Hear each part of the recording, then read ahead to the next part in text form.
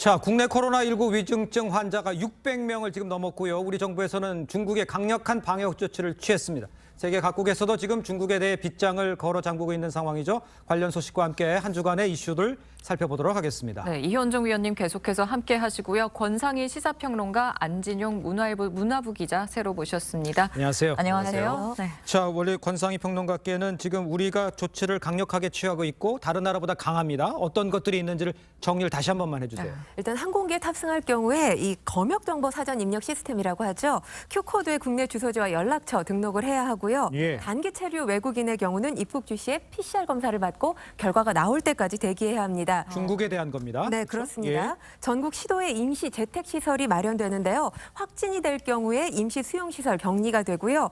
내국인 또 장기 체류 외국인의 경우는 입국 하루 내에 보건소 검사 후에 자택에 대기를 해야 합니다. 네. 중국발 항공기 이 국내 기착지 인천으로 통일됩니다. 그러니까 다시 말하면 제주와 이 중국 노선 중단된다는 의미고요. 네. 항구도 마찬가지입니다. 모두 PCR 검사를 받아야 합니다. 예. 지금 이 중국 여객선이 들어오는 것이 36개 항구인데요. 모두 동일하게 적용이 되고요. 5일부터는 48시간 내에 PCR 검사 결과 또는 24시간 내에 전문가용 신속 항원 검사 결과 제출이 의무화됩니다. 네. 이러한 방역 조치 다음 달 말까지 이어질 전망입니다. 예. 지금 국내 코로나 확산세도 다시 심각해지는 것 같은데 맞아요. 가장 큰 변수가 지금 중국인 것 같아요. 그렇죠. 일단 확진자 숫자는 조금 주춤하지만 위중증 환자가 늘어난다는 게 굉장히 큰 예. 문제인 것 같습니다. 더군다나 이제 중국 같은 경우는 우리와 가깝지 않습니다. 네. 그렇다 보면 중국 관광객들이 지금 여행 자유화를 풀었기 때문에 중국 관광객들이 몰려올 경우에 예. 우리가 접촉할 수도 있고 네. 맞아요. 또 각국의 어떤 이제 방역이 지금 기준이 다 다릅니다. 네. 그렇다면 문제는 뭐냐면 우리만 막으면 되는 게 아니라 만약 유럽이나 이런 데 또 홍콩이나 마카오라든지 이런 지역에서 들어올 경우에 어떻게 할 것인지 이게 상당히 걱정되는 측면이 있고 예. 더군다나 우리 코로나를 지금 3년째 겪고 있습니다만은 코로나가 이게 문제가 되는 게 바로 변이 문제거든요. 네. 맞아요. 이 계속적으로 어떤 면에서 보면 스스로 변이하기 때문에 예. 이게 과연 어떻게 변이가 될지 중국에 지금 거의 뭐 8억 명 뭐 이렇게 지금 이 감염됐다는 이야기도 네. 있는데 네. 만약 변이가 왔을 때 그나마 안정되어 가던 우리 어떤 나라에 예. 지금 설날 이후에 이제 마스크도 푼다는 뭐 지금 정부도 계획도 있습니다만은 네. 이게 갑자기 변이가 확산될 경우에 중증 환자가 늘어나지 않을까라는 우려가 솔직히 있습니다. 알겠습니다. 좀 걱정이 되긴 합니다만 최고의 방역을 하고 있는 상황이니까요. 좀 동참을 하는 그런 모양새를 좀 갖춰야 될 것 같습니다. 다음 이슈로 넘어가 보도록 하겠습니다. 이 동거하던 여성과 접촉사고로 만난 이 택시기사 등 2명을 숨지게 한 혐의로 구속된 이 이기영. 그런데 숨진 피해자의 카드로 사치스러운 생활을 즐겼다? 이런 것까지 조사가 됐어요? 그러니까 이게 우발적인 살해를 하면 좀 두렵거나 오히려 안 쓰는 게 어떤 면에서 보면 이제 일반적 그렇죠. 범행인데 예. 이 지금 이기영 같은 경우는 지금 이 먼저 살해한 이제 자신의 뭐 여자친구라 할까요? 네. 그 사람의 이제 그 신용카드를 해서 2천만 원 이상씩 뭐 펑펑해서 이제 쓰기도 하고 네. 최근에 택시 운전기사 같은 경우는 그 수첩에 있는 그 이 휴대전화의 패턴을 갖다가 알아내서 그걸로 또 이제 대출까지 받아 썼다는 것이거든요. 네. 예. 그건 뭐냐면 일단 범행에 대한 전혀의 어떤 죄책감이나 두려움이 없었다는 것이고 이럴 경우에 어떤 면에서 보면 그동안 과연 이것뿐이겠냐는 의문들. 특히 이제 지금 아마 경찰은 소시오패스라든지 이런 것들을 검사를 한다고 하는데 네네. 과연 이 우발적인 범행인가 여기에 상당히 어떤 의문이 있는 것 같습니다. 그렇습니다. 말씀하신 것처럼 추가 범행 때문에 경찰에서 이기영과 연락을 나눈 사람들을 좀 조사하는 것 같아요. 진짜. 맞아요. 그렇습니다. 지금 아직까지 이기영 진술을 보면 추가 범행은 없다. 그러니까 전 여자친구와 이 택시기사 외의 범행은 없다. 이렇게 진술을 하고 있습니다. 네. 사실 이 진술에 대해서 신빙성을 의심할 만한 근거나 단서는 아직 경찰이 발견을 하지 못하기는 했지만 네. 예. 추가 범행 가능성을 지금 열어둘 수밖에 없는 것이 이기영이 살고 있는 주거지 그리고 이 캠핑용 외건에서 이 곳곳에서 사실 혈흔이 발견된 상태입니다. 그렇기 때문에 지금 이 부분과 관련해서 과학 수사가 진행되고 있는데 네. 이 과학 수사 결과 만약 이 지금 살해된 두 사람이 아닌 다른 사람의 DNA가 발견된다면 야. 수사는 다른 국면으로 치닫을 수밖에 없습니다. 그렇기 예. 때문에 이와 관련해서 지금 가능성을 열어두고 경찰이 수사를 하고 있는 상황이고요. 예. 아까도 사이코패스 관련해서 말씀을 하셨지만 이 성향을 보이고 있는 것으로 보입니다. 그래서 네. 지난 30일에 관련 조사를 했다고 하는데요. 이 결과는 이번 주 초에 나올 것으로 보입니다. 그렇군요. 또 하나 짚어봐야 할 것이요. 한편 이기영의 신상이 이제 공개가 됐잖아요. 그런데 실물과 너무 다른 외모 때문에 지금 비판이 나오고 있습니다. 네. 이러려면 뭐하러 신상 공개하냐 이런 이야기일 것 같은데 구분을 못 하겠어요, 보니까. 그러니까 이게 지금 옛날에 뭐 운전면허증에 있는 사진이라고 하는 거 아니겠습니까? 그러니까요. 경찰도 지금 모습하고는 완전히 다르다라고 이야기를 하고 있잖아요. 네. 아, 저는 정말 이해할 수 없는 게 그동안 이 강력 범죄가 생기면 항상 문제가 되는 게 바로 이 신변 공개입니다. 예. 신원 공개인데 이게 너무 차이가 난다. 그리고 강제적으로 우리 법상 예. 지금 이 본인이 거부할 경우에 할 수 있는 방법이 없습니다. 아. 근데 미국만 하더라도 네. 어떤 범인이 있으면 머그샷이라고 해서 네. 키라든지 옆면하고 앞면 다 공개가 되거든요. 맞아요. 그래서 추가 범죄가 뭐가 있는지를 더 추궁할 수가 있습니다. 네. 근데 지금 도대체 우리나라의 인권이라는 게 정말 피해자의 인권이 우선이 아니라 오히려 가해자들의 인권이 더 존중하는 것 때문에 이 사람도 공개도 하지도 못하고 예. 내 주변에 저런 사람이 사는지도 모르겠고 예. 저는 이거는 국회에서 반드시 개정이 돼야 된다 이런 생각이 듭니다. 알겠습니다. 네, 좀 밝은 소식 좀 전해드릴게요. 네. 저희는 미스터트롯2 하이라이트 장면들을 좀 짚어볼 텐데요. 네. 네, 2회에선 올하트의 문턱이 좀 상당히 높았습니다. 유력한 우승 후보로 꼽혔던 진혜성 씨의 올하트 실패로 좀 탈락 위기에 놓인 것 같은데 설명 좀 해주시죠. 네, 진혜성 씨 하면은 트롯 전국체전의 우승자 출신입니다. 다들 이번에 우승 후보라고 이미 점찍고 있는데 네. 트로트는 멋이 아니다 맛이다라고 할 정도로 정통 트롯에 강하거든요. 그런데 정작 15개의 올하트를 받지 못하고 예비 합격에 그쳤습니다. 그 이유에 대해서 이 버튼을 누르지 않은 심사위원 이용기는 기준치보다 못 미쳤다고 하는데 이거에 대해서 또 다른 심사위원 장윤정 씨가 정확히 설명을 했습니다. 꺾기가 장점이지만 잘못하면 뒤집히는 목소리를 갖고 있다고 했는데 실제로 노래를 부르다가 일정 부분에서 소위 말하는 음이탈이 있었습니다. 이 부분 때문에 안타깝게 하나한테 받지 못했는데 우승자 출신이기 때문에 기대치도 높고 기준치도 높습니다. 게다가 이 성장 키워드를 보여줬다는 측면에서 부담감도 크다는 거죠. 그렇군요. 또 화려한 무대들도 굉장히 많았는데 네. 발레와 또 벨리 댄스 이런 댄스 무대도 있었어요. 네, 정민찬 씨 같은 경우는 국립 발레단 출신이거든요. 아, 네. 그래서 발레와 트롯을 접목시켰는데 예. 미스터트롯 시즌 1에는 나태주 씨가 태권 트롯을 보여줬다면 기억나요. 이번에는 이 정민찬 씨가 있었습니다.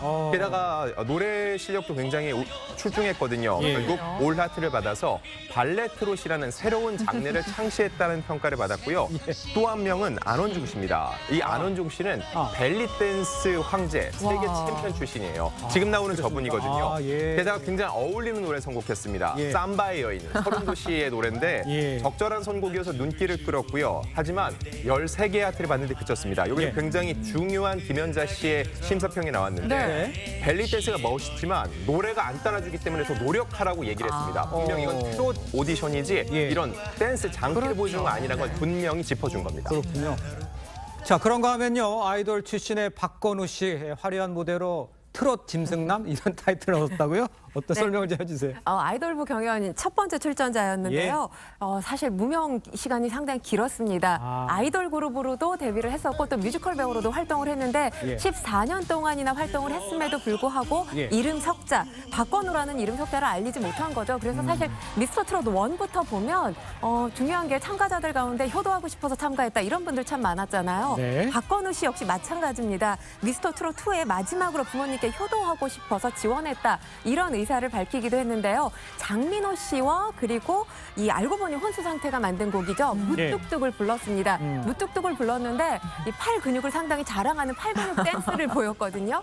그래서 이 마스터인 현영 씨가 팔뚝뚝이다. 근데 뭐 시청자들 눈에서는 뿔뚝뚝 떨어지지 않았을까 싶습니다. 네, 또 현역부 무대도 좀 눈길을 끌었는데요. 예. 특히 미스터트롯 시즌 1에서 많은 사랑을 받았던 안성훈 씨. 네, 트롯 왕자의 저력을 과시했습니다. 그 무대도 한번 보시죠.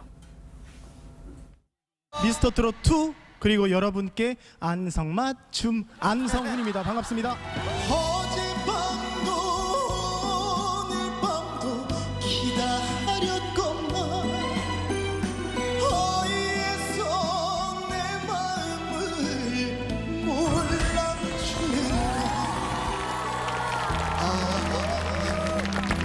당신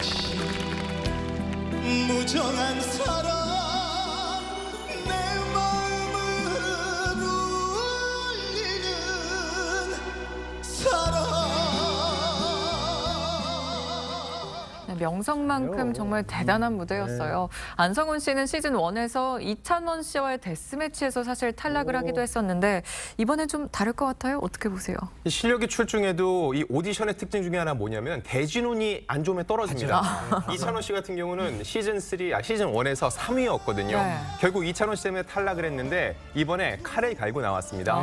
의미심장한 얘기를 했는데 떨어지고 나서 세상이 무너질 것 같았는데 결국 나만 무너지더라. 이걸 깨닫고 났고 정말 열심히 노력을 했고 결국 주현미 씨의 노래를 선곡을 해서 특유의 고음을 마음껏 발산하면서 올 하트를 받게 됐습니다. 예, 안성훈 씨 한번 기대를 해보고요. 샛별부터 눈길을 끌었는데 트롯 신동 출신의 이 진욱 씨라는 분이 있습니다. 이미 9살 때 가요제에서 수상을 하고 앨범까지 낸 20년차 중견 가수라고 합니다. 진욱 씨의 무대도 함께 보도록 하겠습니다. 외모는 여전히 트로트 신동, 실력은 폭풍 성장한 미성이 매력적인 진욱입니다. 부모님이 좀 아프셨어요. 살림을 제가 도맡아서 했거든요. 제가 하고 싶었던 트로트를 제대로 한번 보여주고 싶어서. 세월은 흘러 자식 하나만 바라보고 사는 어머니, 엄마 앞에서 9살 어린아이인데 회초리 한 대 맞고 싶어요. 글쎄 이제 30대에 특별히 나온 이유가 개인 사정이 좀 나왔죠? 네, 9살 때 가요제에서 수상을 하고 2002년에 앨범을 냈으니까 벌써 20년 차거든요. 그렇군요. 그런데 아까 말씀을 했던 것처럼 부모님이 편찮으셔서 활동을 못했다는 거죠. 이제 와서라도 본인의 길을 걷고 싶다고 했는데 심사위원 이현우 씨가 이런 얘기를 해요. 정말 미스터 트롯에서 보고 싶었던 무대였다. 이게 무슨 얘기냐면은 개인의 사연도 있지만 이런 인생의 굴곡을 진심을 담아 노래를 부른 이런 무대였기 때문에 이분 역시 이렇게 각광받을 수 있었던 것으로 보입니다. 그렇군요. 또 회를 거듭할수록 엄청난 실력자들이 계속해서 나오는 것 같아요. 다음 편에 좀 관전 포인트도 있을 것 같아요. 크게 세 가지거든요. 첫 번째는요. 진혜성 씨 외에도 재하 씨, 안성준 씨 우승부들이 다 예비 합격이 됐습니다. 맞아요. 이 중에 몇 명이 살아남을지를 보셔야 될 거고요. 두 번째는 아직 등장하지 않은 부서가 있습니다. 현역부, 비, 타장르부, 직장부 등이 있는데 여기에도 숨은 실력자들이 있으니까는 또 다른 샛별을 보실 수 있고요. 마지막 세 번째는 다음 3회에서는 이제 예선이 끝나고 탑3가 결정이 되는데 전 개인적으로 이제 대학부의 박지현 씨 그리고 송가인 씨를 이었던 박성훈 씨를 꼽는데 과연 어떤 결과가 될지 이건 역시 3회에서 보실 수 있습니다. 알겠습니다. 안 기자가 설명하니까 더욱더 보고 싶어지는 것 같습니다. 자, 세 분과는 여기서 인사 나누겠습니다. 고맙습니다. 감사합니다. 감사합니다. 감사합니다.